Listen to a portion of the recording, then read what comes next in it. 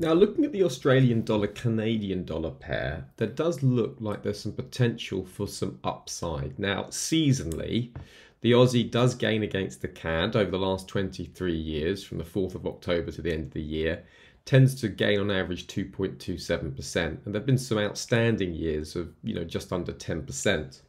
So there is potential for further gains in the Aussie CAD seasonally. Now, that also makes sense from a positional point of view. If you look at the Aussie CAD pair, first of all, the Australian dollar is often traded as a proxy for the yuan. So you look at the latest Chinese PMI data, yeah, it was slightly below forecast, but it is back in expansionary territory.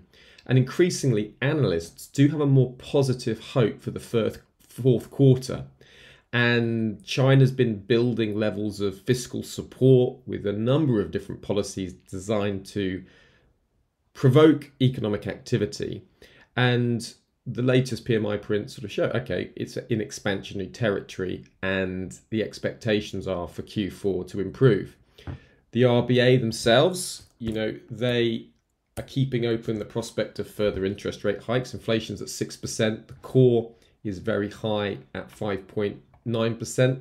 So you can see, that core is likely to need at least a hawkish stance from the RBA, so that should keep the Australian dollar underpinned. And if you compare that to Canadian inflation, you see the headline, look, it's 4% for the headline, and the core reading is down at 3.3%.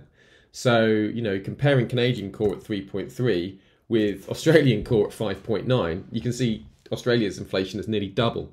So that should support the RBA Bank of Canada interest rate differentials.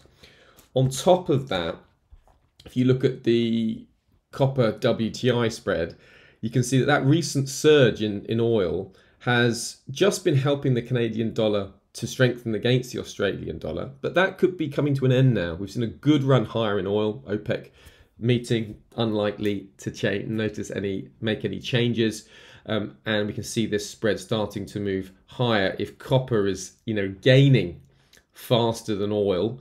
Or if oil starts to pull back, we could see copper gain relative to oil, all of which should support the Aussie dollar to the upside potentially. So, seasonally, fundamentally, technically, risk can be defined just underneath that 0.8540 region. It's not a bad area looking for a move back up higher into the end of the year. Major trade risks, all outlooks have risks. There's a number of different risks here, but the major one is if copper prices start to fall and China's GDP is weak for Q4 and we see more negative concerns around China's growth, which is likely to weigh on the Aussie dollar.